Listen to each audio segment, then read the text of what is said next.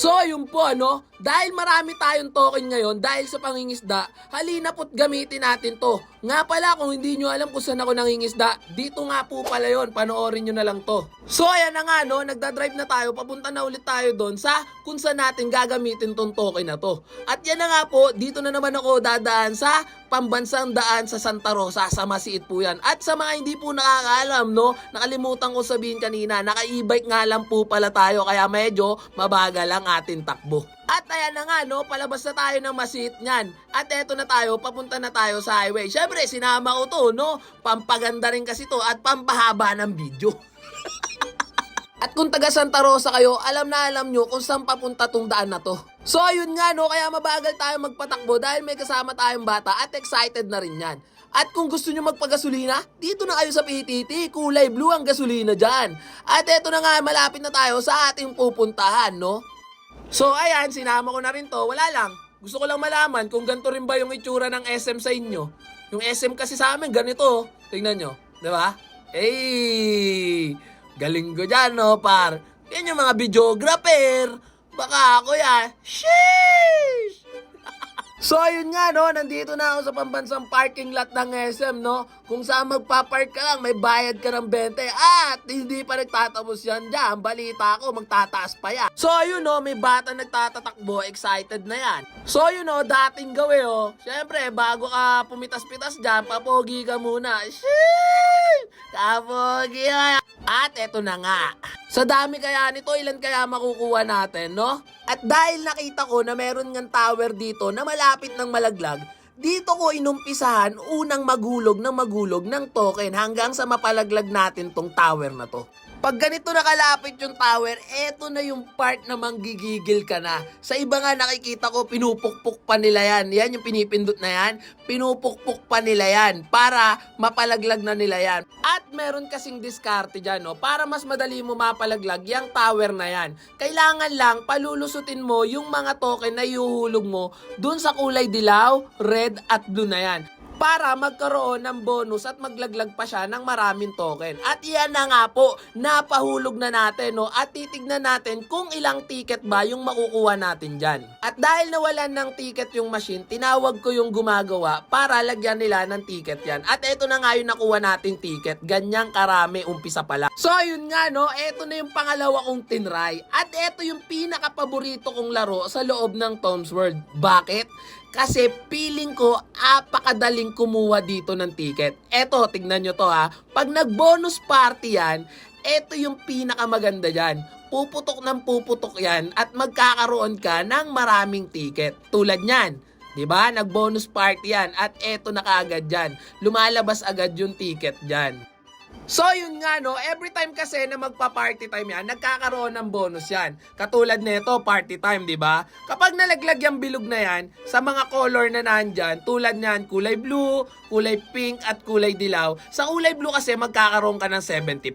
Sa kulay dilaw naman, magkakaroon ka ng 150. At kapag nag-color pink yan, magkakaroon ka ng super bonus. Tulad niyan, party time, di ba? So, syempre, tatanungin nyo ako niyan. Paano naman kung pumasok yung malaking bilog na yan sa kulay blue, sa dilaw, at sa pink? Magpapatong-patong ba yan? Or mag-a-add ba yung makukuha mo na 75, 150, at 300? Opo, magpapatong-patong pa yan. At ang kagandahan pa dyan, kaya sinabi kong madaling makakuha dito ng ticket. Every time kasi napapasok yan dun sa pink, sa dilaw at saka sa blue, meron kasi yung katumbas na paangat ng paangat. Tulad nyan, 5, 10, 15, 20, ganon. Sa pink naman, 20, 25, 30 at sa dilaw naman, 10 at saka 15 hanggang pataas yan ng pataas. At yan yung dahilan kung bakit sinabi ko na mas madaling makakuha ng ticket dito. At nga pala, nakalimutan kong sabihin. Tatanungin nyo naman ako, paano naman niya magpa-party time? Nakikita nyo yung umiilaw-ilaw na yun sa gilid? Yung nandun na 5? Yun yung susundin yung pattern. Example, 5 ticket yung kailangan nyo para makakuha kayo ng party time, di ba? Kailangan yung binababagsak nyo na kulay puti dyan na mag-shoot doon sa ticket na logo. At ang gusto ko naman dito, dapat bumagsak yung kulay puting pearl dun sa kulay puting pearl na logo. Kasi every time na papasok yan dyan, magkakaroon ka ng bonus na maliliit na pearl na siyang magpapalaglag dun sa malalaking pearl. At kada malalaglag yung malalaking pearl na yan, magkakaroon ng mga bonus na ticket. Yun yung magpaparami ng ticket mo na makukuha. Yan ang kagandahan dito sa laro na to. Kaya ito yung isa sa mga favorite ko na laro dito sa Tom's World. At dahil naubusan na naman ng ticket yung machine, tinawag ko na naman si Kuya dyan. At ramdam na ramdam ko kasi yung swerte ko dito kasi lagi ako nakaka-party time at nakakakuha ng mga bonus dito. Kaya naman yung ibang tao dyan, nagtitinginan na talaga sila dyan kasi ang dami ng ticket. At dito naman sa time na to, no, sineswerte talaga tayo dito kasi party time siya ng party time at ang daming malalaking pearl na nalaglag. Kaya naman, solid yung pasok ng ticket sa atin dyan. Dire-diretso yung pasok ng ticket, nagpapatong. At tignan nyo tong batang to, nakakatuwa. Kasi tuwan-tuwa siya na nakakuha siya ng ganong karaming ticket. So yun na nga no, naubos na natin yung ganong karaming token no. Gano'n naman kaya karaming ticket yung makukuha natin dito sa machine na to. At eto na nga yung moment of truth no, gaano ba karaming ticket yung nakuha natin? Bang! Ganyang kadami! Sa palagay nyo kaya no, gaano kaya karami to no? Ilan libong tickets kaya yung nakuha natin ngayong araw na to? So yun nga no, habang hindi nyo pa natatapos tong video na to no, sa palagay nyo kaya, ilang tickets kaya yung nakuha natin ngayong araw na to? Comment nyo naman dyan sa baba. Meron kaya makahula sa inyo kung gaano kaya karami to?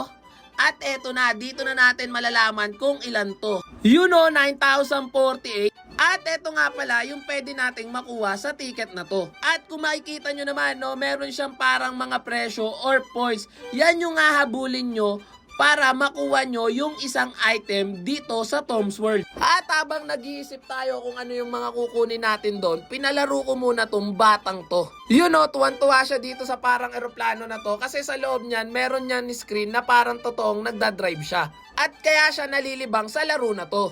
At yan, tinesting pa namin yung mga ibang laro na pambata dyan. Kaya naman, tuwan-tuwa tong batang makulit na to. At eto na nga pala yung unang kinuha namin, no? Dahil tinuro ng batang makulit na to, yung gusto niyang laruan.